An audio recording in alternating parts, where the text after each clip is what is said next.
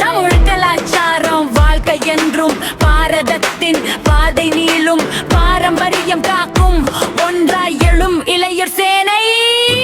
நரேந்திர மோடி வழி காட்டும் நேரம் இது, நாடு முன்னேறும் வேகம் இது, உழைப்பின் வெற்றி மலரட்டுமே, உயர்ந்த பாரதம் விளங்கட்டுமே.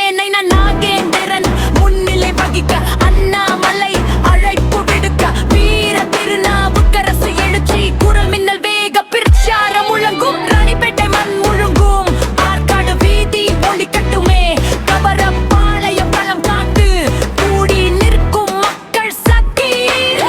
கலாச்சாரம் தழைக்கட்டுமே, தேவ வழிபாடு விளங்கட்டுமே, பாரதத்தின் ஒற்றுமை பாடல் புதிய வரலாறு படைக்கட்டுமே.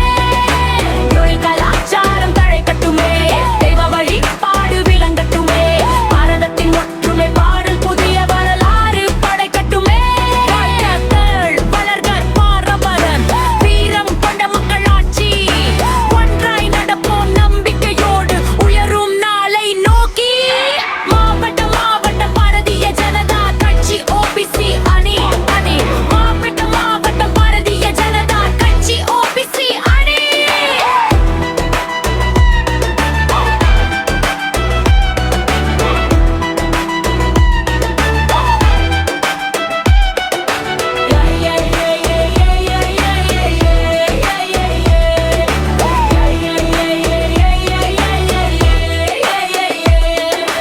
தமிழ் கலாச்சாரம் தழைக்கட்டுமே, தெய்வ வழிபாடு விளங்கட்டுமே, பாரதத்தின் ஒற்றுமை பாடல் புதிய வரலாறு படைக்கட்டுமே.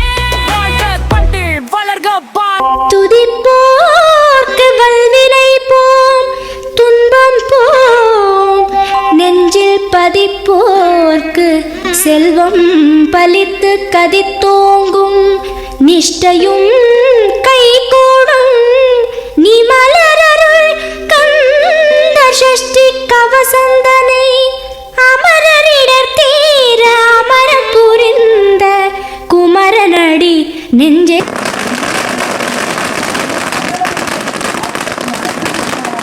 எளிமையான ஒரு பாருங்க, அதாவது நாட்டுக்கு அவர் வந்து செஞ்சது வந்து இதுவரை எந்த பிரதமரும் செஞ்சிருக்க மாட்டாங்க. பிஜேபி என்னுடைய இதுதான் நல்லா செஞ்சுருக்குதுங்க. அது மாதிரி பல விதத்தில் வந்து நம்ம நன்மை ஏற்பட்டிருக்குது. அதே மாதிரி இஸ்லாமிய சகோதரிகளுக்கு வந்து முத்தலாக் சட்டத்தை கொண்டு வந்தாருங்க. அவங்களாம் வந்து தலாக்குன்னா 2 பொண்டாட்டி 3 பொண்டாட்டி மாற்றிக்கலாங்க. ஆனால் அவர் வந்து அந்த சுதந்திரம் கிடைக்கணும் அப்படின்னு சொல்லிட்டு தான் இஸ்லாமிய சகோதரர்கள் செஞ்சுருக்காரு. எல்லா இதுக்கும் நல்லது தான் செஞ்சுருக்காருங்க. அதனால் இந்த ஆட்சியை வந்து சீக்கிரத்தில் முடிவு கட்டணும். அதுக்கு உங்களுடைய ஆதரவு எல்லாத்துக்கும் நம்ம எடப்பாடியாரும் நல்லா சிறப்பாக போட ஆட்சிக்கு முன்னாட்சி நல்லா செஞ்சுருக்கிறாரு. அதை மனதில் கொண்டு எல்லாரும் வாக்களிக்குமாறு மிகவும் தாழ்வுடன் கேட்டுக்கிறேன். நன்றி, வணக்கம்.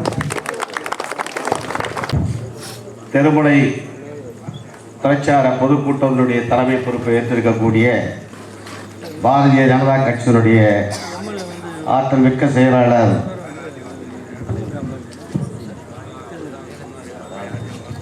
தலைவர் அவர்களே, இந்த இனிமையான நிகழ்ச்சிக்கு வருகை தந்திருக்கக்கூடிய மாநில தலைவர் ஓபிஎஸ் அணியினுடைய மாநில தலைவர் மரியாதைக்குரிய சகோதரர் வீர திருநாவுக்கரசு அவர்களே, இந்த நிகழ்ச்சியிலே கலந்து கொள்வதற்காக அனைத்து இந்திய அண்ணா திராவிட முன்னேற்ற கழகம் ஆற்காடு மேற்கு ஒன்றிய கழகத்தின் சார்பாக வருகை தந்திருக்கக்கூடிய ஆற்றல் மிக்க செயலாளர் அருமை சகோதரர் சாரதி என்கின்ற ஜெயசுந்தரன் அவர்களே, 1000 முன்னாள் ஊராட்சி மன்றத்தினுடைய தலைவர் மரியாதைக்குரிய ரியல் சஞ்சீவ் அவர்களே, இந்த 3 பூத் கமிட்டிகளுடைய அனைத்து இந்திய அண்ணா திராவிட முன்னேற்ற கழகத்தினுடைய கிளை செயலாளர்களே, நிர்வாகிகளே, பாரதிய ஜனதா கட்சியினுடைய கிளைக்கழக செயலாளர்களே, நிர்வாகிகளே, பாட்டாளி மக்கள் கட்சியினுடைய கிளைக்கழக செயலாளர்களே, நிர்வாகிகளே, இந்த இனிமையான நிகழ்ச்சிக்கு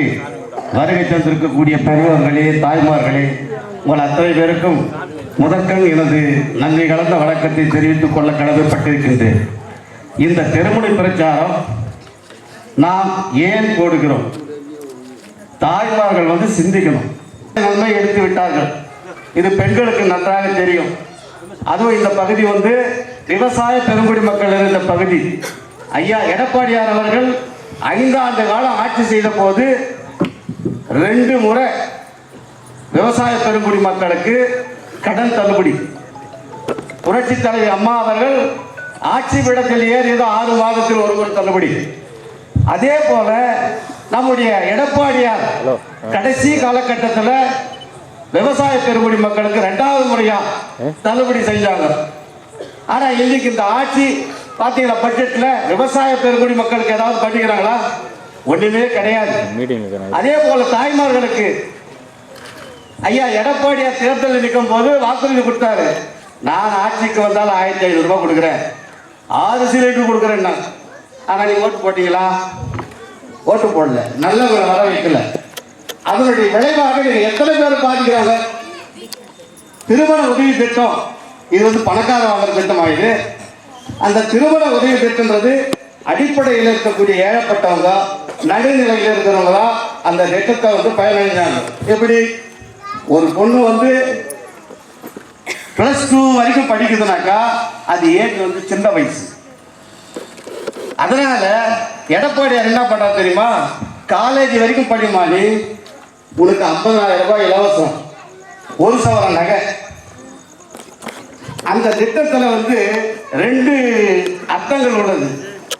ஒன்று, ஒரு ஏழ்மையான குடும்பத்தில் இருக்கிற பொண்ணு வந்து கல்யாணத்தை பண்ணி கொடுக்குறாங்கனாக்கா என்ன பண்ணுவாங்க? 50,000 ரூபாய் எடப்பாடியார் கொடுக்குறாரு, அதை வாங்கி அது கூட இன்னும் கொஞ்சம் காசு போட்டு ஒரு சாமான் செட்டு, ஒரு கட்டில் பீரோ அந்த குழந்தைக்கு சீர்வரிசையாக செஞ்சாங்க. நகை 1 சவரன் கொடுத்தது என்ன பண்ணாங்க தெரியுமா? அதெல்லாம் நல்லா யோசிக்கணும். நம்முடைய தமிழ் பெண்கள் திருமணம் ஆன பிறகு அந்த 3வது மாதத்துல வந்து மாங்கல்யத்தை பிரித்து கொடுப்பாங்க. அந்த நேரத்தில் அந்த 1 சவரத்தை பயன்படுத்தினாங்க. ஆக அவங்களுடைய ஏழ்மையினுடைய தரத்தை உயர்த்துவதற்காக அந்த திட்டத்தை கொண்டு வந்தாரு. அதே நேரத்தில் குழந்தை திருமணத்தை தடுத்தார். இந்த காலேஜ் வரைக்கும் பட்சம் 20 வயசு 21 வயசு. ஆக 2 அடிப்படையில் அந்த பெண்களுடைய உயர்வை, பெண்களுடைய எதிர்காலத்தை நன்றாக சிந்தித்து செயல்பட்டவர் தான் எடப்பாடியார். ஆனா நீங்க செய்த தப்பால இன்னைக்கு கொள்ளைகள் இந்த நாட்டை சுரண்டி கொண்டு இருக்கிறார்கள். அதே போல அம்மா சிமெண்ட்னு ஒன்று கொடுத்தாங்க. கிராமத்தில் வீடு கட்டினா கூட 5 சதுரம் வீடு கட்டுறனாக்கா மணிக்காரன் போயிட்டு உட்காந்து, ஐயா நான் வீடு கட்டுறேன், எத்தனை சதுரம்? 5 சதுரம். நேராக வந்து பார்வையிட்டோம். பார்வையிட்டு உடனே சேக்ஷன் போய் 200 மூட்டை எடுத்துக்கோ. எங்க அரசாங்க கூட இல்லை. அந்த மூட்டை விலை என்னடானாக்க 170 ரூபாய். ஆனால் மார்க்கெட் ரேட்டு வந்து 340 ரூபாய். எப்பேற்பட்ட திட்டம் தெரியுமா அது? அது பணக்காரனுக்கு அந்த திட்டம் கிடையாது. ஆனால் நம்ம ஏழைப்பட்ட கிராமப்புறத்தில் வீடு கட்டும் போது அந்த திட்டம் அற்புதமான திட்டம். ஆனால் அந்த திட்டத்தை என்ன பண்ணாங்க தெரியுமா? அதிமுக ஆட்சி காலத்தில் அந்த திட்டத்தையே ஒரு குடோனுக்கும் அங்கங்கே ஆளுங்க கமிஷன் வாங்கணும். அது அதிகாரிகளை கையில் போட்டுக்கின்னு மணிகார்கிட்ட வர்றது, அங்கே காசு கொடுத்து சர்டிஃபிகேட் வாங்கிக்கிறது. இவன் போய் அங்கே இங்கே குப்பை வீடு கட்டுறான்னு சொல்லிட்டு அவன் வாங்கி அவன் மூட்டைக்கு 50 ரூபாய் வச்சு ஏமாத்தணும். அன்னைக்கும் கொள்ளாட்சவன் டிஎம்கே காரணம். ஆனால் நம்முடைய புரட்சி தலைவர் ஐயா எடப்பாடி அவர்கள் சிந்தனை பண்ணி நீங்க பாரு, தேர்தல் வாக்குறுதி கொடுத்து என்ன கொடுத்துருக்காரு? நான் ஆட்சிக்கு வந்தால் 2000 ரூபாய். அது மட்டும் கிடையாதுமா, 2,30,00,000 கார்டு இருக்குது தமிழ்நாட்டில். இன்னைக்கு இந்த திமுக என்ன பண்றாங்க? 1,30,30,00,000 பேருக்கு தான் கொடுத்துக்கிறாங்க 1000 ரூபாய். மிச்சம் அந்த 1 கோடி பேர் கிடையாது. ஆனா எடப்பாடியார் ஆட்சியில உட்கார்ந்ததுமே முதல் கையெழுத்து அனைத்து காடுதாரர்களுக்கும் மகளிருக்கு 2000 ரூபாய். அதை நீங்க நன்றாக சிந்தித்து பார்க்க வேண்டும். உங்களுக்காக அது மட்டும் கிடையாது. நம்ம வீட்டில் வந்து சிலிண்டர் எவ்வளவு பெரிய கஷ்டம் தெரியுமா? இன்னைக்கு 800 ரூபாய் 1000 ரூபாய். 3 சிலிண்டர் வருஷத்துக்கு 3 சிலிண்டர் இலவசமா கொடுக்க போறாரு. அதெல்லாம் யோசனை பண்ணுங்க, சிந்தனை செய்யுங்க. கல்வி கடன் ரத்து பண்றாரு. திமுக ஆட்சி பிடிக்கிறதுக்கோசம் அவங்க என்ன பண்ணாரு தெரியுமா? இவன் போனா சொசைட்டியில் 1 சவரம் 2 சவரம் நகை வச்சான். 4000 5000 வாங்கி வந்தான். அது வரத்துக்கு தகுந்த மாதிரி. உதயநிதி என்ன பண்ண? தமிழ்நாடு முழுவதும் சுத்தும் போது யார் வீட்டில் நகை இருந்தாலும் 5 சவரம் போய் வைக்கும். நாங்கள் திமுக ஆட்சி வந்து தள்ளுபடி பண்ணுறோம். அவன் ஏற்கனவே 1,50,000 வச்சுக்கிறானா, இப்போ எத்தனை இவன் 5,000 இதுமா அவன் பேச்சு கட்டி எல்லாம் 5,000 வச்சான். சொசைட்டி போய் தள்ளுபடி நடக்கா 5 அது ஒரு 2 7,000 தள்ளுபடி கிடையாது. ஒரு 5,000 5,000க்கு உள்ள இருந்தாலும் எப்படி ஏமாத்துறாங்க பாரு. மக்களை ஏமாற்றக்கூடிய ஒரு அரசாங்கம் தேவையா? அதை நன்றாக சிந்திக்க வேண்டும். நாட்டு மக்களுக்கு அடிப்படை வசதிகள் அவங்களுக்கு என்ன வேணும்? ஒரு விவசாய தோழனாக நின்று போராடக்கூடிய ஒரு ஆற்றல் மிக்க தலைவர் நம்முடைய ஐயா எடப்பாடியார். அவருடைய கரத்தை வலுப்படுத்துங்கள், இரட்டை இலைக்கு வாக்களியுங்கள், நாம் எல்லாம் பயனடையலாம் என்று கூறி வாய்ப்புக்கு நன்றி கூறி விடைபெறுகிறேன். நன்றி, வணக்கம். நம்முடைய நண்பர் அவர்கள் வெகு அழகாக சிறப்பாக பேசினார்கள், நல்ல தெளிவாக. அடுத்தபடியாக நம்முடைய மேற்கு மாவட்ட மேற்கு ஒன்றிய அனைத்து அதிமுகவுடைய செயலாளர் மதிப்பிற்குரிய சாதனை அவர்களை உரையாடல் அன்போடு அழைக்கின்றோம்.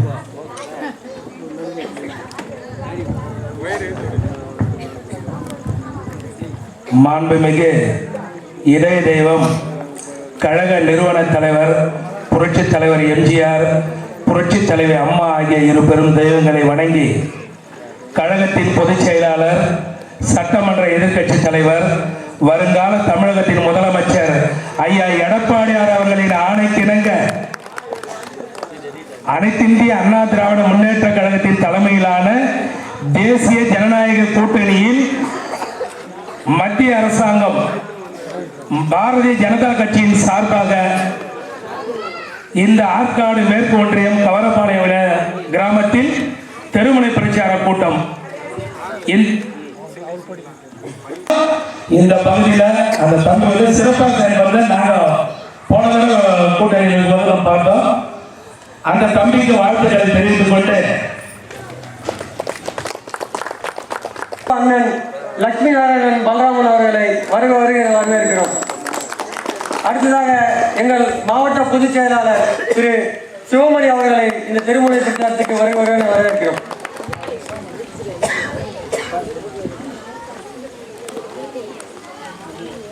அடுத்து இந்த மண்ணின் மைந்தர் திரு ரமேஷ் பாபு அவர்கள் பிரிவுரையாற்றுவார்.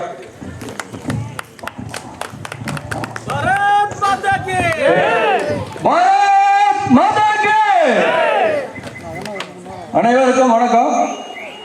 இந்த ஆற்காடு மேற்கு ஒன்றியத்தில் திராவிட முன்னேற்ற கழகத்தை ஒன்றிய செயலாளர் அவர் வந்து இந்த ஊரை வளர்க்குறது, பொதுமக்களுக்கு நல்ல செய்து அவர் வேலையே இல்லை. அவர் குடும்பம் வளரணும், அவங்க பையன் வளரணும்.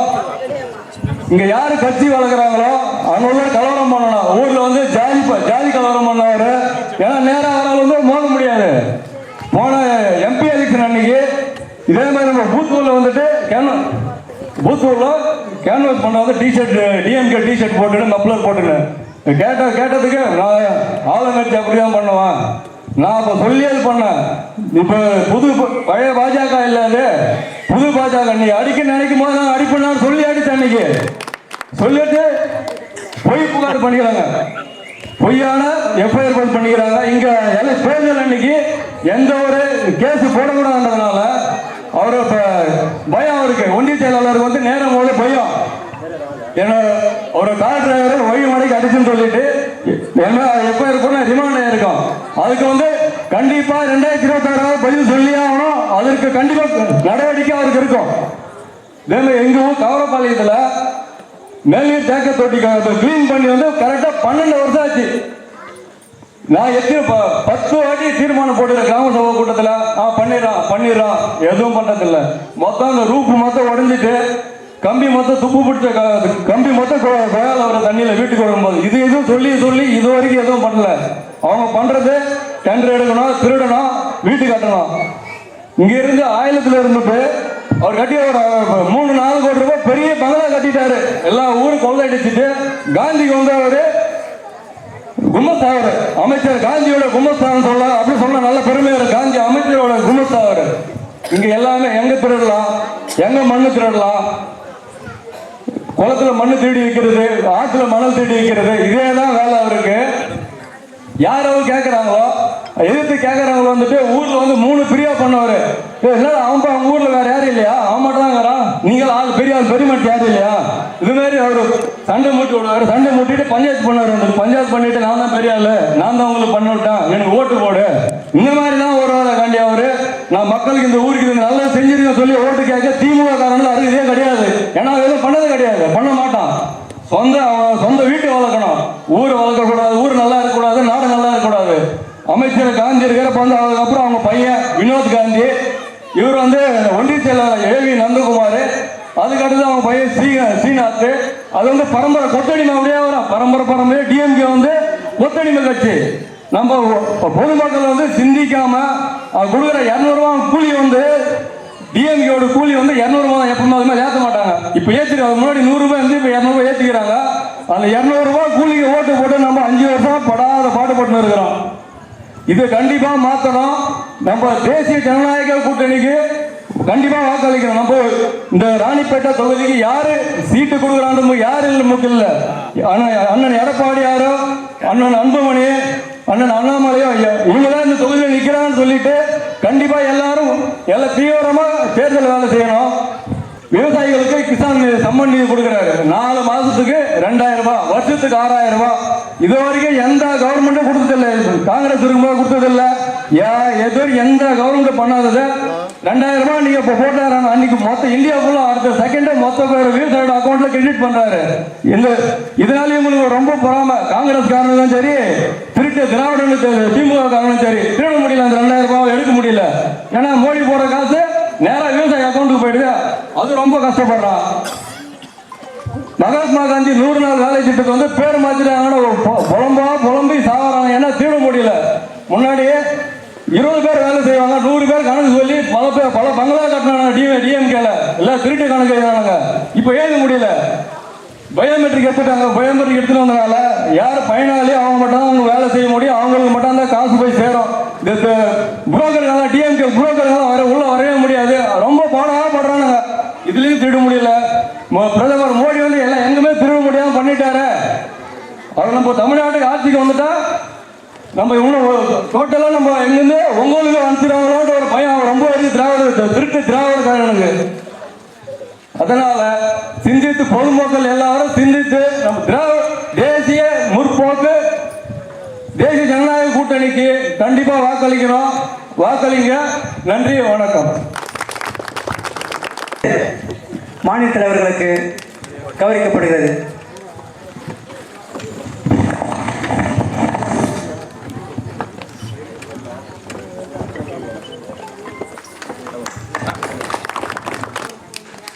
அகில இந்திய அளவில் இந்த தேசிய ஜனநாயக கூட்டணிக்கு தலைவர் பிரதமர் நரேந்திர மோடி, தமிழகத்தில் இந்த தேசிய ஜனநாயக கூட்டணிக்கு தலைவர் அண்ணன் எடப்பாடியார் அவர்கள்.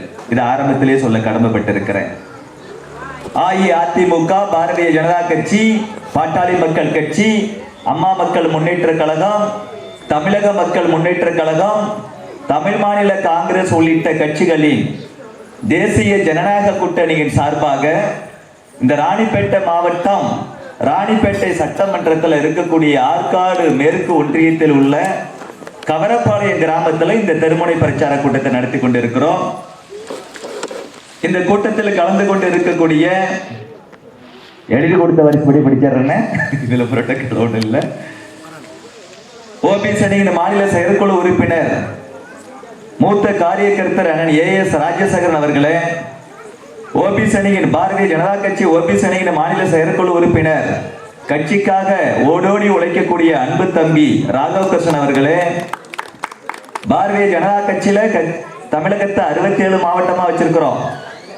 67 மாவட்டத்திலையும் ஓபிஎஸ் அணிக்கு தலைவர் உண்டு. அந்த 67 மாவட்ட தலைவர்களில் வெகு சில மாவட்ட தலைவர்கள் மிக சிறப்பாக பணியாற்றுகிறார்கள். அவர்களுள் முன்வரிசையில் இருக்கக்கூடிய இந்த ராணிப்பேட்டை மாவட்டத்தினுடைய பாஜக ஓபிஎஸ் அணி தலைவர் எனது அன்பு சகோதரர் தர்மராஜ் அவர்களே, ரமேஷ் பாபு அவர்கள் குறித்து நான் சொல்ல வேண்டிய அவசியம் இல்லை. அவர் இந்த மண்ணின் மைந்தர். அவரை பத்தி உங்களுக்கு நல்லா தெரியும். அவர் எங்க ஓபிஎஸ் அணிக்கு கிடைச்சது நாங்க செஞ்ச பாக்கியம்னு கருதுறேன். மிகச்சிறந்த காரியகர்த்தர் ரமேஷ் பாபு அவர்களே, மாவட்ட பொதுச் செயலாளர் பிரேம்நாத் அவர்களே, மாவட்ட செயலாளர் அரி அவர்களே, மாவட்ட துணை அமைப்பாளர் குப்புசாமி ராகவன் அவர்களே, அஇஅதிமுகவினுடைய தாளனூர் சாரதி அவர்களே. எங்களுக்கு சாரதினா ரொம்ப பிடிக்கும். கிருஷ்ணனோட பேரு பார்த்த சாரதி. பாரதிய ஜனதா கட்சிக்காரனுக்கு பார்த்த சாரதியை மட்டும் இல்ல, இந்த பகுதியை சார்ந்த அதிமுக சாரதி அண்ணையும் ரொம்ப பிடிக்கும் எங்களுக்கு. மிகச்சிறப்பாக அவங்க பேசினாங்க. அதிமுகவிலிருந்து ஒன்றிய கவுன்சிலர், ஒன்றிய செயலாளர் இவங்கெல்லாம் பேசுனதை பார்க்கும்போது சென்னையிலேருந்து எங்களையே அழைக்கணும், இங்கேயே நல்லா பேசக்கூடிய நல்ல தலைவர்கள் இருக்கிறாங்களே அப்படின்னு தோணுது. ரொம்ப மகிழ்ச்சி. அண்ணன் சாரதி அவர்களே, அண்ணன் சஞ்சீவி அவர்களே, அண்ணன் அண்ணாதுரை அவர்களே, டாக்டர் அன்புமணி ராமதாஸ் அண்ணன் படிச்சவர் எல்லாருக்கும் தெரியும். நம்ம அதிமுக அண்ணன் சொன்னது மாதிரி 108ங்கிற ஆம்புலன்ஸ் தமிழ்நாட்டுக்கு மட்டும் இல்ல, இந்தியாவுக்கே கொடுத்த ஒரு நல்ல தலைவர். அப்படிப்பட்ட பாட்டாளி மக்கள் கட்சியை சார்ந்த ஒன்றிய குழு உறுப்பினர் அண்ணன் ஏஎன் வேலு அவர்களே, கிளை செயலாளர் கேசவன் அவர்களே, ஓபிசி அணி ஒன்றிய பொதுச் செயலாளர் கீழ்குப்பம் ஆறுமுகம் அவர்களே, கிளை தலைவர் ரவி அவர்களே, குட்டி என்கிற முருகன் அவர்களே, பாஜக கிளை தலைவர் மோகன் அவர்களே, இந்த மாவட்டத்தினுடைய பாரதிய ஜனதா கட்சியின் பொதுச் செயலாளர் அன்பு நண்பர் சிவமணி அவர்களே, பாருங்க எல்லாம் சாரதி, லட்சுமி நாராயணன், எல்லாமே தெய்வீகமான கட்சி. அதிமுகவை சார்ந்த அண்ணன் லட்சுமி நாராயணன் அவர்களே, இன்னும் மேடையில் அமர்ந்திருக்கக்கூடிய, எதிரில் அமர்ந்திருக்கக்கூடிய, இந்த தமிழ்நாடு நல்லா இருக்க வேண்டும், தமிழ்நாட்டு மக்கள் நல்லா இருக்க வேண்டும் என்பதற்காக தேசிய ஜனநாயக கூட்டணியில் இருக்கக்கூடிய பல்வேறு கட்சிகளில் இணைந்து பணியாற்றி வரக்கூடிய பாரத தாயின் பாச குழந்தைகளே, இந்த ஊர் கவரப்பாளையத்தை சார்ந்த ஊர் பெரியவர்களே, தாய்மார்களே, இளைஞர்களே, மாணவர்களே, அனைவருக்கும் வணக்கம். அனைவருக்கும் வணக்கம். கலைஞர் கருணாநிதி அவர்கள் எல்லாருக்கும் தெரியும். யாராச்சும் கருணாநிதி குறித்து தெரியாம இருக்கீங்களா? இங்க தெரியும், எல்லாருக்கும் தெரியும். சில நல்லவர்களையும் ஞாபகம் வச்சிருப்போம், சில கெட்டவர்களையும் ஞாபகம் வச்சிருப்போம். நல்லவங்களை ஏன் ஞாபகம் வச்சிருப்போம்? அவங்க போல நம்ம உருவாக்கணும், நம்ம பிள்ளைய உருவாக்கணும் அப்படிங்கிறதுக்காக வச்சிருப்போம். சில கெட்டவங்களையும் ஞாபகம் வச்சிருப்போம். ஏன்? அவங்கள மாதிரி வந்துடக்கூடாதா? வந்துடக்கூடாது, உன் வாழ்க்கை நல்லா இருக்காது, மற்றவங்களோட வாழ்க்கையும் நல்லா இருக்காது அப்படின்னு. அவர் அப்படிப்பட்ட ஆள் தான். திறமையானவர் வேற, வல்லவர், நல்லவர் இல்லை. நல்லவர் இல்லாட்டியும் கூட வல்லவரா இருந்த கருணாநிதியை எல்லாமே அரசியல் சாணக்கியர் சொல்லுவாங்க. சூதுமதி, சூழ்ச்சி எல்லாம் பண்ணுவாரு. அப்படி அரசியல் சாணக்கியர் என்று சொல்லப்பட்ட கருணாநிதி அவர்களாலேயே அவரு தலைமையில திமுகங்கிற கட்சியை தொடர்ந்து 2 முறை ஆட்சிக்கு கொண்டு வர முடியல. ஒரு முறை ஜெயிச்சு 5 வருஷம் முதலமைச்சரா இருப்பாரு, அடுத்தது மக்கள் தோக்கடிச்சிருவாங்க. நல்லவரா இல்லாட்டியும் கொஞ்சம் வல்லவரா இருந்த கருணாநிதியாலேயே அந்த கட்சியை தொடர்ந்து 2 முறை ஆட்சிக்கு கொண்டு வர முடியலன்னா, கருணாநிதியோட மகனா இருக்கக்கூடிய மு.க. ஸ்டாலின் அவர்கள் நல்லவரும் இல்ல, வல்லவரும் இல்ல. இவரால் அந்த கட்சியை 2வது முறை ஆட்சிக்கு கொண்டு வர முடியுமா? கண்டிப்பா கொண்டு வர முடியாது. திமுகவோட வழக்கப்படி, கருணாநிதி காலகட்டத்தில் இருந்து திமுகவோட வழக்கப்படி ஒரு முறை ஜெயிச்சா அடுத்த முறை தோத்துறணும், மக்கள் தோக்கடிச்சிருவார். அப்படித்தான் இது வரைக்கும் நடந்திருக்கு. கருணாநிதி காலம் வரைக்கும் அப்படித்தான் நடந்துச்சு. இப்ப 5 ஆண்டுகளா மு.க. ஸ்டாலின் ஆட்சி நடக்குது. 5 வருஷத்துக்கு முன்னாடி திமுக மக்கள் வந்துட்டு ஜெயிக்க வச்சாங்கன்னா, இப்ப 5 வருஷம் கழிச்சு என்ன செய்வாங்க? ஆட்டோமேட்டிக்கா தோக்கடிச்சிருவாங்க. ஸ்டாலின் தோக்க போறாரு, திமுக தோக்க போகுது. மூழ்கும் கப்பலான திமுகவுல யாரெல்லாம் கூட்டணி சேர்ந்து இருக்கிறாங்களோ அவங்களும் சேர்ந்து தோக்க போறாங்க. இப்ப நீங்க ஜெயிக்க போற கட்சிக்கு ஓட்டு போடணுமா, தோக்க போற கட்சிக்கு ஓட்டு போடணும்னா? பெண்கள்லாம் ஊர்ல நிறைய பேருக்கு தெரியும், நம்ம ஜெயிக்க போற கட்சிக்கு தாண்டா ஓட்டு போடணும் அப்படி ஒரு எண்ணம் வரும்ல. இந்த முறை ஜெயிக்க போவது அதிமுக தான். இந்த முறை முதலமைச்சராக வரப்போவது அண்ணன் எடப்பாடி பழனிசாமி அவர்கள் தான். இதுல சந்தேகமே வேண்டாம், சந்தேகமே வேண்டாம். ஜெயிக்க போற கட்சிக்கு ஓட்டு போடுறது எப்படி ஒரு சந்தோஷமோ, அதே போல ஜெயிக்க வேண்டிய கட்சிக்கு ஓட்டு போடுறது ரொம்ப ரொம்ப முக்கியம். இன்னைக்கு தமிழகத்தில் இருக்கக்கூடிய மாணவர்கள், இளைஞர்கள், பெண்கள், பெரியவர்கள் என்ற ஒட்டுமொத்த மக்களுக்கும் நல்லது நடக்கணும்னா ஜெயிக்க வேண்டிய கட்சி அதிமுக.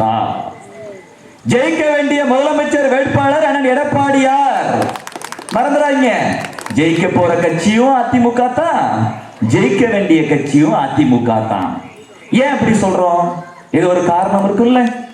அண்ணன் சொன்னது மாதிரி 5 வருஷத்துக்கு முன்னாடி ஸ்டாலின் சொன்னாரு, நாங்க ஆட்சிக்கு வந்த உடனேயும் குடும்ப தலைவி ஒவ்வொருத்தருக்கும் மாசம் 1000 ரூபாய் கொடுப்பேன்னு சொன்னார். ஆனா அன்னைக்கு அண்ணன் எடப்பாடி பழனிசாமி அவர்கள் என்ன சொன்னாரு, நாங்க 1500 ரூபாய் கொடுப்பேன்னு சொன்னார். கொஞ்சம் நம்ம சிந்திச்சு பார்த்திருந்தோம்னா என்ன செஞ்சிருப்போம்? 1000 ரூபாய் விட 1500 தானே அதிகம். நமக்கு கணக்கு தெரியாம இருக்கிறதுக்கு நாம என்ன முக ஸ்டாலினா? நமக்கு தான் கணக்கு நல்லா தெரியும்ல. 1500 ரூபாய் தரேன்னு சொன்னவருக்கு ஓட்டு போடாம 1000 ரூபாய் தரேன்னு சொன்ன ஒருத்தருக்கு ஓட்டு போட்டுட்டோம். அந்த 1000 ரூபாய் தரேன்னு சொன்னவரு ஜெயிச்ச உடனே காசு கொடுக்கணுமா கொடுக்க கூடாதா? 2021 வருஷம் மே மாசம் ஆட்சிக்கு வந்தார். மே மாசம் கொடுக்கல. May, June, July, August, September, October, November, December 8 மாசம் கொடுக்கல. அந்த வருஷம் ஓடி போச்சு. அதுக்கு அடுத்த வருஷம் 2022 அந்த வருஷத்துல 12 மாசம். அந்த 12 மாசத்துலயும் ஒரு மாசம் கூட கொடுக்கல. அந்த வருஷமும் ஓடி போச்சு. அடுத்தது 2023 அதுலயும் ஜனவரி மாசத்துல இருந்து ஆகஸ்ட் மாசம் வரைக்கும் 8 மாசம் கொடுக்கல. 2021 8 மாசம், 2022 12 மாசம், 2023 8 மாசம்னு மொத்தம் 28 மாசத்துக்கு சல்லி காசு கொடுக்கல. ஆட்சிக்கு வந்து கிட்டத்தட்ட 3 ஆண்டுகள் 21, 22, 23 கொடுக்கவே இல்லை. காசு இல்லையா? தமிழ்நாட்டுல காசு இருக்கு, அரசாங்க கஜனாவுல காசு இருக்கு. ஏன் தெரியுமா கொடுக்கல? வந்த ஆட்சிக்கு வந்த முதல் 2 வருஷத்திலேயே ஸ்டாலினோட மகன் உதயநிதியும் ஸ்டாலினோட மருமகன் சபரீசனும் சேர்ந்துக்கிட்டு 30,000 கோடி ரூபாய் கொள்ளடிச்சிட்டாங்க. யாரு சொன்னது? எடப்பாடியாரா சொன்னாரு? மோடியா சொன்னாரு? அண்ணாமலையா சொன்னாரு? அன்னைக்கு அவரு தானே தலைவர். இல்ல அண்ணன் சாரதி சொன்னாரா? இல்ல நாம ரமேஷ் பாபு சொன்னாரா? நாமெல்லாம் சொல்லியிருந்தா என்ன சொல்லலாம்? அவங்க நீங்களே எதிர்கட்சிக்காரங்க அப்படித்தான் சொல்லுவீங்க, எங்களுக்கும் உங்களுக்கும் ஒத்து வராது அப்படித்தான் சொல்லுவீங்கன்னு சொல்லலாம். சொன்னது வேற யாரும் இல்ல, ஸ்டாலினோட மந்திரியே சொல்றாரு. ஸ்டாலினோட கட்சி திமுக. அந்த திமுக கட்சியை சார்ந்த ஒரு மந்திரி, பள்ளிவேல் ராஜன் சொல்லி ஒரு மந்திரி, பிடிஆர் தியாகராஜன், அவரு சொல்றாரு ஸ்டாலினோட புள்ள உதயநிதியும் ஸ்டாலினோட மருவன் புள்ள சபரீசனும் 2 வருஷத்துல 30,000 கோடி ரூபாய் கொள்ளடிச்சு வச்சுட்டாங்க. பெண்களுக்கு மாசம் 1000 ரூபாய் கொடுக்கறதுக்கு ஒரு வருஷத்துக்கு 10,000 கோடி ரூபாய் இருந்தா போதும். 3 வருஷம் கொடுக்கல சொன்னல, 28 மாசம். இந்த காசுலாம் அவங்க எடுத்துட்டு போயிட்டாங்க. இப்ப புரியுதா உங்களுக்கு ஏன் காசு வரலன்னு? உங்களுக்கு வர வேண்டிய மாசம் 1000 ரூபாய், 28 மாசத்துக்கு 28,000 ரூபாய். அந்த பணத்தை கொடுக்காம போனதுக்கு தமிழ்நாட்டு அரசாங்கத்துக்கிட்ட பணம் இல்லைன்னு பொய்யா காரணம் சொல்றாங்களே, அது உண்மையான காரணம் இல்ல. திமுக குடும்பம், ஸ்டாலினோட குடும்பம் அவங்க கொள்ளடிச்சு வச்சுட்டாங்க. அதனால உங்களுக்கு கொடுக்கல. சரி, அப்ப கொடுக்கல. இப்ப நம்ம ஸ்டாலின் என்ன சொல்றாரு? நாங்க இந்தியாவிலேயே நம்பர் 1 மாநிலம், நிறைய பொருளாதாரம் இருக்கு, பொருளாதார வளர்ச்சியில நம்பர் 1 மாநிலமா தமிழ்நாட்டை மாத்திட்டேன்னு சொல்றாருல. அண்ணன் சொன்னது மாதிரி பணம் இல்லைன்னா ஆரம்பத்துல சொன்னீங்க, கொடுக்கல. இப்பதான் பணம் நிறைய சம்பாதிச்சிட்டீங்களே, அந்த 28,000 பாக்கிய கொடுக்க வேண்டியதானே? இன்னும் கொடுக்கப்படாம 1 கோடிக்கு மேற்பட்ட தாய்மார்கள் நம்ம அம்மா அக்கா தங்களா இருக்கிறாங்களே, அவங்களுக்கும் 60 மாசத்துக்கும் 5 வருஷத்துக்கு 60 மாசம்னா தலா 1000 ரூபாய் போட்டு 60,000 கொடுக்க வேண்டியதானே? உங்கள்ட்ட காசு இருக்குல்ல. வந்த 2-3 வருஷம் காசு இல்லைன்னு போய் சொல்லி கொடுக்காம விட்டுட்டீங்க. இப்ப கடைசியா இன்னும் 1 கோடிக்கு மேற்பட்ட தாய்மார்கள் வாங்காம இருக்கிறாங்க, குடுற அப்படின்னா அதையும் கொடுக்க மாட்டேன்றீங்க. இப்ப உங்களுக்கு 5,000 ரூபாய் கொடுத்துக்கிறதா சொல்றீங்களே, தயவு செய்து யாரும் 5,000 நினைக்காதீங்க. இதுல உங்களுக்கு எக்ஸ்ட்ரா கிடைச்சது 2,000 தான். மீதி 3,000ங்கிறது மாசம் மாசம் வர வேண்டியது. 3 மாசத்துக்கு சேர்த்து மொத்தமா கொடுத்துருக்காங்க. இந்த மாசம், அடுத்த மாசம், அதுக்கு அடுத்த மாசம் 3 மாசம் சேர்த்து மொத்தமா கொடுத்துட்டாங்கன்னா அடுத்த 2 மாசம் வராது. அப்ப இந்த 3,000 கழிச்சுட்டோம்னா மீதி 2,000 தான் இருக்கு. அந்த 2,000 தான் கொடுத்துருக்கிறாரு. அந்த 2,000 எதுக்கா? கோடைக்கால சிறப்பு நிதியா. எந்த ஊர்லயாவது இந்த மாதிரி ஒரு கதையை கேட்டிருக்கீங்களா? கோடை காலத்துல எதுக்கு சிறப்பு நிதின்னு கேட்கிறேன். மழை காலத்துல சிறப்பு நிதி கொடுத்தா மழை பெய்யுது, வெளியில போக முடியாது, வேலை செய்ய முடியாது, வருமானம் வராது, சாப்பிடணும், பிள்ளைங்களுக்கு சாப்பாடு கொடுக்கணும், படிக்க வைக்கணும், ஏதாச்சும் ஒரு நியாயம் இருக்கு. இப்ப கொடுக்கிறாரு. சரி, இப்ப கொடுக்கிறாரு. ஸ்டாலின் ஆட்சிக்கு வந்து மொத்தமா 5 வருஷம் ஆகுதுல்ல. கடந்த 4 வருஷமா கோடை காலம் வரலையா? வெயிலே அடிக்கலையா? வெயில் அடிச்சதா இல்லையா? ஏன் அப்பெல்லாம் கொடுக்கல? ஏன்னா அப்பெல்லாம் தேர்தல் வரல. இப்பதான் தேர்தல் வருது, திடீர்னு கோடை காலம் வருது. இது கோடைக்கால சிறப்பு தொகை அல்ல, தேர்தல் வாடைக்கால சிறப்பு நிதி. நல்லா தெரிஞ்சுக்குங்க. சரி, நான் ஏற்கனவே சொன்னது மாதிரி கண்டிப்பா ஸ்டாலினும் திமுகவும் இந்த முறை தோக்கத்தான் போறாங்க. ஒரு பேச்சுக்கு சொல்றேன், பேச்சுக்கு தான் கனவுலையும் நினைச்சு பார்க்க முடியல. மீண்டும் திமுக ஜெயிச்சிருச்சுன்னா இந்த நாடு அவ்வளவுதான், முடிஞ்சு போச்சு. சில அபசகுணமான வார்த்தைகளை பயன்படுத்தக்கூடாது, அதனால தவறான வார்த்தைகளை நான் பயன்படுத்தல. மீண்டும் ஆட்சிக்கு வந்தாங்கன்னா உடனே 2000 கொடுப்பாரா? இப்போ அண்ணன் எடப்பாடி அவர்கள் சொல்லியிருக்கிறாரு, 5 ஆண்டுகளுக்கு முன்னாடி மாசம் 1500 ரூபாய் பெண்களுக்கு தரனாரு. இப்ப 5 வருஷம் ஆயிடுச்சு, கொஞ்சம் விலைவாசிலாம் அதிகமாயிடுச்சு. அதுவும் ஸ்டாலின் 5 வருஷத்துக்கு முன்னாடி சொன்னாரு, நான் ஆட்சிக்கு வந்தா பால் 1 லிட்டருக்கு 3 ரூபாய் விலை குறைப்பனாரு. ஆனா ஆட்சிக்கு வந்த அப்புறம் 5 ரூபாய் ஏற்றி விட்டார். 3 ரூபாய் குறைப்பன்னு சொல்லி உங்களோட ஓட்டு வாங்கிவிட்டு இப்ப 5 ரூபாய் விலை ஏற்றிட்டார். இப்போ ஒவ்வொரு பொருட்களுக்கும் கொஞ்சம் விலை அதிகமாகுது இல்ல. அதனால அண்ணன் எடப்பாடியார் அவர்கள் யோசிக்கிறாரு. அவர் சாதாரண குடும்பத்துல பிறந்தவர். ஸ்டாலின் மாதிரி முதலமைச்சரோட பிள்ளையா பிறக்கல. உதயநிதி ஸ்டாலின் போல முதலமைச்சரோட பிள்ளையா பிறக்கல. உதயநிதியோட தாத்தாவே முதலமைச்சர், உதயநிதியோட அப்பா துணை முதலமைச்சரா இருந்து இப்ப முதலமைச்சர். அவங்களுக்கு எல்லாம் வருமானம் என்னன்னு தெரியாது, பசினா என்னன்னு தெரியாது, பட்டினா என்ன தெரியாது, குடும்ப செலவுக்கு எவ்வளவு ஆகும்னு தெரியாது. அவங்கள கோடிக்கணக்கில் செலவு பண்ணக்கூடிய ராஜா வீட்டு கண்டுகுட்டிகள். நம்மள மாதிரி ஏழை பிள்ளைகள் இல்லை அவங்க. அவங்களுக்கு தெரியாது ஏழ்மனை என்னன்னு தெரியாது. எடப்பாடி அண்ணன் யோசிக்கிறாரு, 5 வருஷத்துக்கு முன்னாடி நம்ம 1500 ரூபாய் சொன்னோமே, இப்ப பால் வேலை முதற்கொண்டு எல்லா வேலையும் ஸ்டாலின் ஏற்றி வச்சுட்டாரு. அதே 1500 ரூபாய் கொடுத்தா பத்தாது. எடப்பாடி அண்ணன் நினைச்சிருந்தா ஸ்டாலின் 1000 ரூபாய் தான் கொடுக்குறாரு, நான் 1500 ரூபாய் கொடுக்குறேன்னு இப்ப சொல்லி நிறுத்திருக்கலாம். அவர் பாக்குறாரு 1500 ரூபாய் பத்தாதுன்னு சொல்லி, நான் முதலமைச்சரா ஆன பிறகு மாசம் 2000 ரூபாய் கொடுப்பேன்னு சொன்னாரு. அவர் சொன்ன உடனே அதை அப்படியே காப்பி அடிக்கிறார் ஸ்டாலின். நானும் 2000 ரூபாய் கொடுக்குறேன். உன் லட்சணம் என்னன்னு மக்களுக்கு தெரியாதா? பெண்களுக்கு தெரியாதா? நீ 1000 ரூபாய் கொடுக்குறன்னு சொல்லிவிட்டு 28 மாசம் கழிச்சு கொடுத்தாரு. 2000 கொடுக்கற சொன்னா அப்படியே 28 டபுள் ஆக்கி 56 மாசம் கழிச்சு தான் கொடுப்பேன். ஒரு ஆட்சி 5 வருஷம்னா மொத்தம் 60 மாசம் தான். 60 மாசத்துல நீ 56 மாசம் கழிச்சு கடைசி 4 மாசம் கொடுத்தா என்ன பயன்? கடைசி 4 மாசம் கழிச்சு 4 மாசம் கொடுத்தா மொத்தமாவே உங்களுக்கு 8000 தான் கிடைக்கும். முக ஸ்டாலின் திமுக சொல்றபடி கணக்குப்படி பார்த்தா, அவங்களோட வரலாறு படி பார்த்தா, ஸ்டாலின் அவர்கள் மீண்டும் முதலமைச்சராக வந்தால் இன்னொரு 4.25 வருஷம் கழிச்சு மறுபடியும் 5 வருஷம் கழிச்சு தேர்தல் வரும் பொழுது கடைசி 4 மாசத்துக்கு தலா 2000 8000 தான் கிடைக்கும். ஆனா அண்ணன் எடப்பாடி பழனிசாமி அவர்கள் முதலமைச்சராக வரத்தான் போகிறார். வந்ததுல இருந்து இந்த மே மாசத்துல இருந்து மாசம் 2000 5 வருஷத்துக்கு 60 மாசம்னா 60 மாசத்துக்கு மாசம் 2000னா உங்களுக்கு 1,20,000 கிடைக்கும். 1,20,000 வேணும்னு விரும்புறவங்க எடப்பாடி அண்ணன் யாரை கை காமிச்சு இவருக்கு ஓட்டு போடுன்னு சொல்றாங்களோ அவங்களுக்கு ஓட்டு போடணும். வெறும் 8000 தான் வேணும்னு விரும்புறவங்க உங்க இஷ்டம். 8000 பெருசா 1,20,000 பெருசா? என்ன தூங்கிட்டீங்களா எல்லாரும்?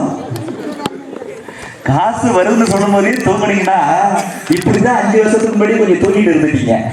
5 வருஷத்துக்கு முன்னாடி நல்லா முடிச்சுக்கிட்டு இருந்தீங்கன்னா எடப்பாடியார் வந்துட்டு முதலமைச்சர் வந்திருப்பாரு. மாசம் 1500 ரூபாய் வந்திருக்கும். இப்ப நேரம் 2000 கொடுக்க ஆரம்பிச்சிருப்பாரு. 8000 நமக்கு வேண்டாம், 1,20,000 தான் வேணும். இந்த தேர்தல் முடிஞ்சு ரிசல்ட் வந்த அந்த மாசத்துல இருந்து மாசம் 2000 வேணும். அதனால எடப்பாடிக்கு தான் நம்ம வந்துட்டு ஓட்டு போடணும். கண்டிப்பா எடப்பாடிக்கு தான் ஓட்டு போடணும். இப்ப இந்த 5000 ரூபாய் அக்கௌண்ட் வந்துச்சுல, அந்த அக்கௌண்ட் யார் உருவாக்கி கொடுத்தா உங்களுக்கு? ஒரு 10 வருஷத்துக்கு முன்னாடி உங்களா பேங்க்ல அக்கௌண்ட் இருந்துச்சா? பெண்களுக்குலாம் ஏதோ 1-2 பேர் அரசியல் இருக்கிறவங்க, இளைஞர்கள், விவரம் தெரிஞ்சவங்க மட்டும் தான் பேங்க்ல அக்கௌண்ட் ஓபன் பண்ணி வச்சிருப்பீங்க. ஏழைங்க நம்மளாம் அக்கௌண்ட் ஓபன் பண்ணி வச்சிருக்க மாட்டோமே. காரணம் 2. பேங்க்ல போயிட்டு நீங்க அக்கௌண்ட் ஓபன் பண்ணோம்னா அக்கௌண்ட் ஓபன் பண்றதுக்கு ஒரு ஆரம்பத்துல ஒரு டெபாசிட் கேட்பா 1000 ரூபாய் கொடுக்கணும். நம்மகிட்ட 1000 ரூபாய் இருக்காது. எதுக்கு நம்ம பேங்குக்கு போயிட்டு அக்கௌண்ட் ஓபன் பண்ணிட்டு அக்கௌண்ட் ஓபன் பண்ண மாட்டோம். இன்னொன்னு என்ன கேட்பானா, ஏற்கனவே அந்த பேங்க்ல யாராச்சும் ஒருத்தர் அக்கௌண்ட் ஓபன் பண்ணி வச்சிருந்தாருன்னா அவர் உங்களுக்கு சாட்சி கையெழுத்து போடணும், கேரண்டி கொடுக்கணும். இந்த 2 விஷயம் இருந்தா தான் உங்களுக்கு பேங்க்ல அக்கௌண்ட் ஓபன் பண்ண முடியும். மோடி ஐயா இருக்காருல்ல, மோடி ஐயா யார் தெரியுமா? சின்ன வயசுல இருந்து கல்யாணம் கூட பண்ணிக்காம நாட்டுக்காகவும் நாட்டு மக்களுக்காக உழைக்கக்கூடிய ஒப்பற்ற உலக தலைவர். நாமெல்லாம் ஒரு நாளைக்கு எத்தனை மணி நேரம் தூங்குறோம்? 6 மணி நேரம் 8 மணி நேரம் தூங்குறோம். அவருக்கு வயசு 76. ஒரு நாளைக்கு வெறும் 3.5 மணி நேரம் மட்டும்தான் தூங்குறார். 13 வருஷம் குஜராத்தோட முதலமைச்சர், இப்ப 12வது வருஷமா இந்தியாவோட பிரதமர். இந்த 25 வருஷத்துல நான் கூட 11 வருஷம் காலேஜில் ப்ரொஃபஸரா இருந்தேன். வருஷத்துக்கு எத்தனையோ நாள் லீவ் போட்டுருவேன். நிறைய லீவ் கிடைக்கும், லீவ் போட்டுருவேன். அதெல்லாம் எக்ஸ்ட்ராவும் லீவ் போடுவேன், சம்பளம் கட்டினாலும் பரவாயில்ல சொல்லி. 25 வருஷமா நரேந்திர மோடி ஒரு நாள் கூட லீவ் போடாம நாட்டுக்காக வேலை பார்த்துட்டு இருக்கிறாங்க. பெருந்தலைவர் காமராஜர் அவர்கள் 9 வருஷம் தமிழ்நாட்டோட முதலமைச்சராக இருந்தார். 1 ரூபாய் திருடல, ஒரு ஊழல் பண்ணல. காமராஜர் கூட 9 ஆண்டுகள் முதலமைச்சரா மட்டும்தான் இருந்தார். நரேந்திர மோடி 13 வருஷம் முதலமைச்சரா இருந்து 12 வருஷம் பிரைம் மினிஸ்டரா இருந்தும் கூட 1 ரூபாய் ஊழல் பண்ணல, 1 ரூபாய் ஊழல் பண்ணல. எதுக்காக நரேந்திர மோடி இப்படி இவ்வளவு நல்லவரா இருக்கிறாரு? எதுக்காக நரேந்திர மோடி இவ்வளவு கஷ்டப்பட்டு உழைக்கிறாரு? இந்த நாட்டு மக்கள், குறிப்பா ஏழை எளியவர்கள், மாணவர்கள், இளைஞர்கள், பெண்கள் நல்லா இருக்கணுங்கிறதுக்காக உழைக்கிறாரு, நல்லா இருக்கணுங்கிறதுக்காக உழைக்கிறாரு. அந்த நரேந்திர மோடி யோசிக்கிறாரு, மக்களுக்கு நிறைய நம்ம உதவி பண்ணணும், விவசாயிகளுக்கு உதவி பண்ணணும், பெண்களுக்கு உதவி பண்ணணும். என்ன செய்யறது? காங்கிரஸ் கட்சி ஆட்சியில் இருக்கும்போது அன்னைக்கு பிரதமரா இருந்த ராஜீவ் காந்தி சொன்னாரு, டெல்லியில உட்கார்ந்துகிட்டு ஒரு பிரதமர் கவரப்பாளையத்துல இருக்கக்கூடிய ஒரு குடிமகனுக்கு 1 ரூபாய் பணம் அனுப்பினா, 1 ரூபாய் 100 பைசா, 100 பைசா அனுப்பினா அவனை போய் சேரும் போது வெறும் 15 பைசா சேருதான். மீதி 85 பைசா அரசியல்வாதிங்க திருடிடுறாங்க, அதிகாரிங்க சாப்பிட்றான், இடையில் இருக்கக்கூடிய இடைத்தரகர்கள் அவன் கமிஷன் அடிச்சிடறான். ஆனா ஒரு பாதி கமிஷன் அடிச்சு பாதி நீ கொடுத்தா கூட ஓரளவுக்கு புரிஞ்சுக்கலாண்டா, அது தப்பு தான். மக்கள் பணம், அதான் ஏழை எளியவர்களோட பணம். 1 பைசா திருடுனா கூட அயோக்கிய. ஆனா கொஞ்சமாவது மனசாட்சி இருந்தா பாதி மக்களுக்கு போட்டுட்டு பாதி இவன் இருந்திருப்பான். காங்கிரஸ்காரனுக்கோ திமுக காரனுக்கோ தான் மனசாட்சி இருக்காதே. 100 பைசா ஒதுக்குனா 85 பைசா அவங்க கமிஷன் எடுத்துக்கிட்டு வெறும் 15 பைசா கொடுத்துருக்கானுங்க. நரேந்திர மோடி யோசிச்சார், பணமா கொடுத்தா தானடா நீ கமிஷன் அடிப்ப, நான் முதல்ல நாட்டு மக்களுக்கு அக்கௌண்ட் ஓபன் பண்றேன். போய் பேங்கோட சீஃப் ஆபீசர்லாம் கூப்பிட்டு ஏழை எளிய மக்கள்கிட்ட காசு வாங்காம அக்கௌண்ட் ஓபன் பண்ணு. அது எப்படி சார்? அதெல்லாம் தெரியாது, நீ காசு வாங்காம ஃப்ரீயா இலவசமா அக்கௌண்ட் ஓபன் பண்ணணும். சரி சார், கேரண்டி கையெழுத்து யாரு போடுவா? இந்த நாட்டில் இருக்கக்கூடிய ஏழை எளிய மாணவர்கள், பெண்கள், பெரியவர்கள், இளைஞர்கள் எல்லாருக்கும் நான் தாண்டா கேரண்டி, வேற எவன்ட்டு நீ கேரண்டி வாங்கக்கூடாது அப்படின்னு அக்கௌண்ட் ஓபன் பண்ணி நாட்டுல 50 கோடி ஏழை எளிய மக்களுக்கு அக்கௌண்ட் ஓபன் பண்ணாரு. நான் சொல்றதெல்லாம் பொய் இல்லை, உங்களுக்கே தெரியும். நிறைய பேர் இதுல முக்காவாசி பேர், இது கிராமம், முக்காவாசி பேருக்கு 10 வருஷத்துக்கு முன்னாடி அக்கௌண்ட் இல்லை தானே. நரேந்திர மோடி அக்கௌண்ட் ஓபன் பண்ணாரு. அதனால வேற வழியே இல்லாம இன்னைக்கு ஸ்டாலின் அந்த அக்கௌண்ட்ல காசு போடுறாரு. இந்த 5000 நரேந்திர மோடி மட்டும் அக்கௌண்ட் ஓபன் பண்ணாம இருந்திருந்தா உங்களுக்கு மொத்தமாவே 750 ரூபாய் தான் உங்க கையில வந்திருக்கும்.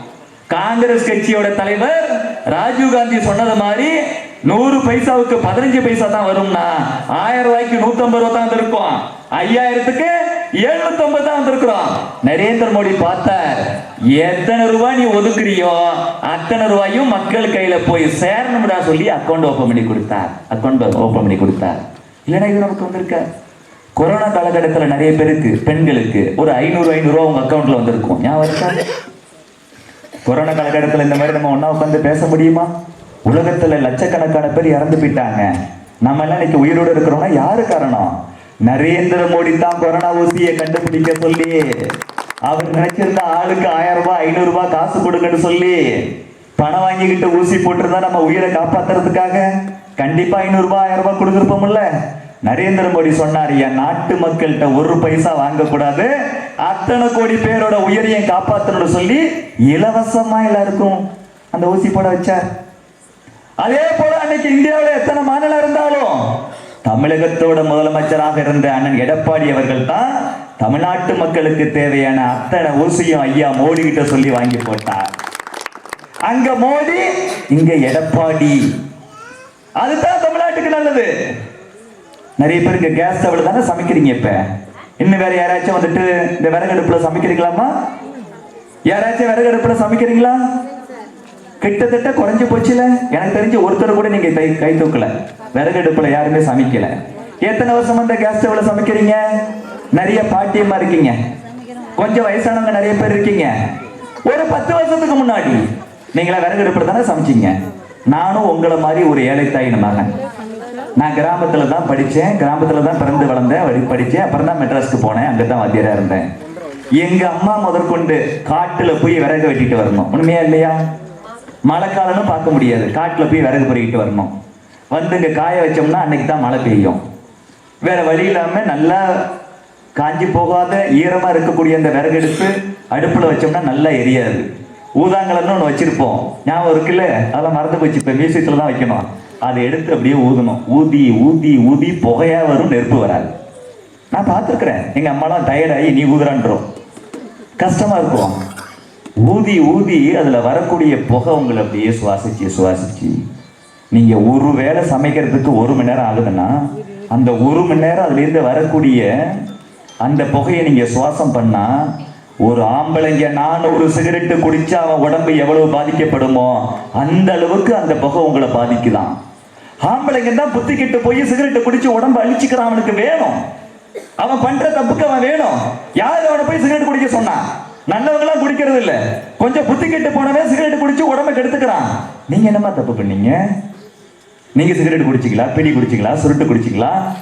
உங்க வீட்டுல உள்ள பெரியவங்க நல்லா இருக்கணும், உங்க புருஷன் நல்லா இருக்கணும், உங்க புள்ள நல்லா இருக்கணும்னு சொல்லி சமைக்கிறதுக்காக பணக்காரங்கள்ட்ட கேஸ் ஸ்டவ் இருக்கு, கேஸ் அடுப்பு இருக்கு, நம்மள்கிட்ட பணம் இல்லை அப்படின்னு விறகு அடுப்புல சமைச்சிங்க. நரேந்திர மோடியும் ஏழை தாயின் பிள்ளை தானே. அவர் யோசிச்சாரு, பணக்காரங்க வீட்டு பெண்கள் எல்லாம் நல்லா இருக்கிறாங்க, கேஸ் ஸ்டவ்ல சமைக்கிறாங்க, அவங்க உடம்பு நல்லா இருக்கு, ஆரோக்கியமா இருக்கு, 80 வயசு 90 வயசு வரைக்கும் நல்லா இருக்கிறாங்க. ஏழைங்க என்ன பண்ணுவாங்க? பணம் இல்லாதது ஒரு குற்றமா? எப்படி பணக்காரங்களுக்கு கேஸ் அடுப்பு கிடைக்குதோ அதே போல இந்த நாட்டில் இருக்கக்கூடிய அத்தனை ஏழை பெண்களுக்கும் கேஸ் அடுப்பு கிடைக்கும்னு சொல்லி கேஸ் கனெக்ஷன் எல்லாருக்கும் கொடுத்தவர் நரேந்திர மோடி. அதனால்தான் இன்னைக்கு பெண்கள் கொஞ்சம் ஆரோக்கியமா இருக்கிறாங்க. அதனால்தான் பெண்கள் இன்னைக்கு அதிக வருஷம் வாழ முடியுது. செஞ்சு கொடுத்தது ஸ்டாலின் இல்ல, கருணாநிதி இல்ல, காங்கிரஸ் இல்ல, திமுக இல்ல, நரேந்திர மோடி. அந்த கேஸ் நிறைய தமிழ்நாட்டுக்கு வாங்கிட்டு வந்தவர் அண்ணன் எடப்பாடியார். நிறைய வாங்கிட்டு வந்தார், எக்கச்சக்கமா. இன்னொரு விஷயம், டாய்லெட் எல்லா வீட்லயும் இருக்கப்ப ஓரளவுக்கு இன்னைக்கு எல்லா வீட்லயும் டாய்லெட் இருக்கும். டாய்லெட் இல்லாதவங்க, இடம் மட்டும் இருக்குங்க, வீடு இருக்குங்க, டாய்லெட் இல்லைங்க. டாய்லெட் கட்டுறதுக்கு 12,500 ரூபாய் உங்க அக்கௌண்ட்ல போடுறாரு மோடி. அப்படி வாங்கியிருக்கீங்களா யாராச்சும்? இது வரைக்கும் எங்கள்கிட்ட டாய்லெட் இல்லாம இருந்துச்சு, அரசாங்க திட்டத்தை பயன்படுத்தி ஒரு டாய்லெட் கட்டி இருக்கிறேன். இப்படி யாராச்சும் இருக்கீங்களா இல்லையா? சொல்லுங்க, யாராச்சும் கட்டி இருக்கீங்களா இல்லையா உங்க வீட்டுல? அப்படி இல்லைன்னா கட்டணும், டாய்லெட் கட்டிக்கலாம். மறுபடியும் சொல்றேன், ஆம்பளைங்க ஓரமா ஒதுங்கிடுவாங்க காலையிலேயே நைட்டோ. பெண்கள் சூரிய உதயத்துக்கு முன்னாடி வெளியில போகணும், டாய்லெட் இல்லைன்னா. இல்லைன்னா ஈவினிங் இருட்டுனா அப்புறம் தான் வெளில போக முடியும். நானும் கிராமத்துக்காரன் தானே, எனக்கு நல்லா தெரியுதெல்லாம். காலையிலே போனா இருட்டுல, ஈவினிங் போனாலும் இருட்டுல. இதனால பாம்பு கடிக்கும், தேள் கடிக்கும், பூரான் கடிக்கும். நரேந்திர மோடி பார்த்தார், ஆனா கழிவறைங்கிறது ஒரு அடிப்படை வசதி, இது பணக்காரருக்கு மட்டும்தான் கிடைக்கணுமா? ஏழை பெண்களோட மான சம்பந்தப்பட்ட விஷயம் இல்லையா? சில விஷயங்களை நான் சொல்ல கொஞ்சம் தயக்கம் இருந்தாலும் அதெல்லாம் உண்மையை உணரணுங்கிறதுக்காக சொல்றேன். காட்டுல எங்கேயோ ஒரு இடத்துல ஓரமா ஒதுங்கி இருப்பாங்க. திடீர்னு ஒரு சைக்கிள் வரும், ஒரு பைக் வரும், அப்படியே எந்திரிப்பாங்க. நடந்திருக்கா இல்லையா அதெல்லாம் கிராமத்துல? இந்த கஷ்டத்தை போக்கணுங்கிறதுக்காக நாட்டுல 12 கோடி வீட்டுக்கு ஒவ்வொருத்தர் வீட்டிலையும் தலா 12,500 ரூபாய் பேங்க் அக்கவுண்ட்ல போட்டு இலவசமாக டாய்லெட் கட்டி கொடுத்தவர் நரேந்திர மோடி. இந்த 12 கோடி டாய்லெட்ல கிட்டத்தட்ட 50 லட்சம் டாய்லெட் தமிழ்நாட்டுக்கு கொண்டு வந்தவர் அண்ணன் எடப்பாடி பழனிசாமி. போறார் ஜட்ஜி, நேரா போறாரு. போய் பார்த்தா அகல் விளக்கு எப்படி இருக்கு? தட்டு மாதிரியா இருக்கு. விளக்கு ஏத்துற அளவுக்கு ஒரு சைஸ்ல இருக்குல்ல, கொஞ்சம் எண்ணெய் ஊற்றலாம். திரி வர்றதுக்குன்னு ஒரு இடம் இருக்கு, அதில் தான் திரி வைப்போம். அதை பார்த்தாவே இது தீபம் ஏத்துறதுக்கான அகல் விளக்குன்னு தெரியுமில்ல. ஒரு டம்ளர்ல போய் நம்ம வந்துட்டு தீபம் ஏற்றுவோமா? ஏற்ற மாட்டோம். ஏன்னா டம்ளர்ல எண்ணெய் ஊத்துறதுக்கு இடம் இருக்க முடியும், அந்த திரி வர்றதுக்கான இடம் இருக்காது. அகல் விளக்குனாவே திரி வர்றதுக்கும் இடம் இருக்கும். அதே மாதிரி அந்த தீபத்தூணு தீபம் ஏற்றுவதற்கான வடிவத்தில் செய்யப்பட்டிருக்கு. எண்ணெய் ஊத்துறதுக்கு, திரி போடுறதுக்கு, இப்படி எல்லாமே. அதை பார்த்தாவே எப்படி அகல் விளக்க பார்த்தாவே இது அகல் விளக்குன்னு சொல்றோமோ, அதே மாதிரி அந்த தூணை பார்த்தவொடனே இது தீபத்தூணு தெரியுது. இதை பார்த்துட்டு அந்த ஜட்ஜி, அந்த நீதிபதி கோர்ட்டுக்கு போயிட்டு, திருப்பரங்குன்றத்துல மலை உச்சியில முருகப்பெருமானுக்கு தீபத்தூணுல தீபம் ஏத்தலாம், இந்த கார்த்திகைத்துக்கு அன்னைக்கு, இந்த பெரிய கார்த்திகை அன்னைக்கு தீபம் ஏத்தணும்னு உத்தரவு போட்டார், தீர்ப்பு கொடுத்துட்டார். என்ன செய்யணும் அரசாங்கம்? முஸ்லீம் யாரும் எதிர்க்கல, கிறிஸ்டின் யாரும் எதிர்க்கல, முருக பக்தர்கள் எல்லாம் ஆனந்த தாண்டவம் ஆடுறாங்க. அப்படியே முருகா 100 வருஷமா எங்களால ஏத்த முடியலடா, இப்ப எங்களுக்காக ஒருத்தன் போயிட்டு கேஸ் போட்டு, நீதிபதி நல்ல ஜட்ஜ்மெண்ட் கொடுத்திருக்காருப்பா, நல்ல தீர்ப்பு, இந்த பெரிய கார்த்திகையாக நாங்க ஏத்தறன்னு தயாரா இருந்தா யாருமே எதுக்காதப்ப இந்த மு.க. ஸ்டாலின் குடும்பம், அவங்களுக்கு சாமி நம்பிக்கை இல்லை, சாமி இல்லம்பாங்க, நம்ம சொல்ற மந்திரத்தெல்லாம் கொச்சப்படுத்தி பேசுவாங்க. கோயிலுக்கு முன்னாடி உண்டியில் வச்சிருக்கே, ஏன்டா போலீஸ் போட்டு பாதுகாப்பு போட்டிருக்கிற அப்படின்னு கேட்பாங்க. உங்க சாமிக்கு சக்தி இல்லையான்னு சொல்லி கிண்டல் பண்ணுவாங்க. ஏன்டா சாமிக்கு சக்தி இல்லையாங்கிற, நீ தான் தமிழ்நாட்டுக்கே அப்பான்னு சொல்றீங்களே மிஸ்டர் ஸ்டாலின், உங்களுக்கு எதுக்கு சார் போலீஸ் பாதுகாப்பு? புள்ள அப்பாவை சுட்டுருமா என்ன? புள்ள அப்பாவை சுடாதுல்ல, ஆனா நீங்க உங்க புள்ள எல்லாம் போலீஸ் பாதுகாப்போட போறீங்களே. ஒரு காலத்துல அதிமுக காரங்க, பாமக காரங்க, பாஜக காரங்க மட்டும் தான் கோயிலுக்கு போயிட்டு இருந்தாங்க. அதனால உண்டியலுக்கு பாதுகாப்பு தேவையில்லை. இன்னைக்கு திமுக காரனும் போக ஆரம்பிச்சிட்டான். உண்டியல் பாதுகாப்பு தானே இருக்கணும். அவன் சாமி கும்பிடுன்னு சொல்லிட்டு உண்டியல் எடுத்துட்டு போயிட்டானா என்ன பண்றது? எப்ப திமுக காரன் திருப்பதி உள்ளிட்ட எல்லா கோயிலுக்கும் போக ஆரம்பிச்சானோ அப்ப நம்ம உண்டியலுக்கு முன்னாடி போலீஸ் போட ஆரம்பிச்சிட்டோம். நம்ம நம்பிக்கைகளை, நம்ம சாமிகளை கொச்சப்படுத்தி பேசக்கூடிய மு.க. ஸ்டாலின் கோர்ட்டே சொன்ன அப்புறமும் கூட தீபத்தூண்ல தீபம் ஏற்றுவதை தடுத்துட்டாரு. ரத்தம் கொதிக்கிற எல்லாருக்கும். எங்க சாமிடா, உனக்கு நம்பிக்கை இல்லைன்னா நீ ஏத்தாவ. எங்க முருகன், எங்களுக்கு எல்லாத்தையும் கொடுக்கிற முருகன், பெரிய கார்த்திகை முருகனுக்கு பேரு கார்த்திகை செல்வன், கார்த்திகேயன். முருகனுக்கு பேரு கார்த்திகேயன் உண்டுல்ல, அவருக்கு ஏத்துறேன், உங்களுக்கு என்ன பிரச்சனை? தடுத்து விட்டார். அதனால தான் நம்ம என்ன சொல்லியிருக்கிறோம், இன்னைக்கு சாயந்தரம் 6 மணிக்கு மேல ஒவ்வொரு வீட்டிலையும் முருக படத்தை வச்சு, வேலை வச்சு, முருகனுக்கு 6 விளக்கு, நம்ம நன்மைக்காக ஒரு விளக்குன்னு 7 விளக்கு வச்சு நாங்க எல்லாருமே தீபம் ஏத்தி கந்த சஷ்டி கவசம் பாடி முருகன்கிட்ட வேண்டுதலை வச்சுட்டு வந்திருக்கிறோம். அடுத்த பெரிய கார்த்திகைக்காவது கோர்ட்டே சொன்ன அப்புறம் போன பெரிய கார்த்திகைக்கு தீபத்தூண்ல தீபம் ஏத்துவதை தடுத்து விட்டார் ஸ்டாலின். அடுத்த பெரிய கார்த்திகைக்கு கண்டிப்பா தீபத்தூண்ல தீபம் ஏத்தணும்னா அண்ணன் எடப்பாடி பழனிசாமி அவர்கள் தான் முதலமைச்சராக வரணும். முஸ்லீமை எதிர்க்க கூடாது, நம்ம சொந்தம் அவங்க. கிறிஸ்டினை எதிர்க்க கூடாது, நம்ம சொந்தம் அவங்க. அதே போல நம்ம சாமியை நம்ம விட்டு கொடுக்கவே கூடாது. நாம நம்ம சாமியை விட்டு கொடுத்துட்டோம்னா, நம்ம சாமிக்கு ஏத்த வேண்டிய தீபத்தை நாம ஏத்தலனா, அந்த சாமிகிட்ட போயிட்டு முருகா நீ எப்படியோ போ, எனக்கு மட்டும் அதை கூட இதை கூட நான் அந்த சாமி கண்டுக்குமா? நீங்க எங்க வீட்டு விழாவுக்கு வந்தா தான், கல்யாண காதுகுத்துக்கு வந்தா தானே நான் உங்க வீட்டு கல்யாண காதுகுத்துக்கு வருவேன். எவ்வளவு சொந்தக்காரனா இருந்தாலும் ஒருத்தருக்கு ஒருத்தர் அப்படித்தானே இருக்கணும். அப்ப நம்ம முருகனுக்கு தேவையான விஷயத்தை நாம செஞ்சாதான் நமக்கு தேவையான அத்தனை விஷயத்தையும் முருகன் செய்வான். அப்ப நல்லாட்சி வரணும், ஊழல் இருக்கக்கூடாது, லஞ்சம் இருக்கக்கூடாது, கஞ்சா ஒழிக்கப்படணும், நலத்திட்டங்கள் எல்லாம் மே மாசத்துல இருந்து வரணும், சொன்னது சொன்னபடி 2000 வரணும், வீடு வேணும், வண்டிக்கு பணம் வேணும், 3 கேஸ் சிலிண்டர் வேணும், இப்படிலாம் எல்லாம் வேணும். எல்லாத்துக்கும் மேல என் முருகனுக்கு தீபத்தூண்ல தீபம் ஏத்தணும்னா இந்த இடத்துல ரெட்டலை ஜெயிக்கணும், எல்லா இடத்துலயும் ரெட்டலை ஜெயிக்கணும். தமிழகத்துல திமுக சார்பிலையும் திமுக கூட்டணி சார்பிலையும் எந்த பயனாலும் டெபாசிட் இழக்கணும். ஆட்சிக்கு வரதுக்கு முன்னாடியே அரசாங்கத்துக்கு கட்ட வேண்டிய வரி பணத்தை ஏமாத்தின விஜய் அரசியலை பத்தி யோசிக்கவே கூடாது. பின்னங்கால பிரடல் அடிக்க தெரிச்சடிச்சு ஓடி மறுபடியும் திரிசா கூட படம் நடிக்கணும். திரிசா கூட படம் தான் நடிக்கணும், வேற எதுனா தப்பா சொல்ல மாட்டேன். அதே போல இந்த ஏரியால 4 முறை எம்எல்ஏ ஆகி இன்னைக்கு அமைச்சரா இருக்கக்கூடிய காந்தி பேர் பாருங்க, கருப்பா ஒருத்தர் இருப்பான், வெள்ளையன்னு பேர் வச்சிருப்போம். அந்த காந்தி நாட்டுக்காக பாடுபட்டார், இந்த காந்தி நோட்டுக்காக மட்டுமே பாடுபட்டு இருக்கிறார். அப்படிப்பட்ட மோசமான ஆளு டெபாசிட் இழக்கணும், டெபாசிட் இழக்கணும், டெபாசிட் இழக்கணும் என்று சொல்லி இந்த நல்வாய்ப்புக்கு நன்றி கூறி விடைபெறுகிறேன். நன்றி, வணக்கம்.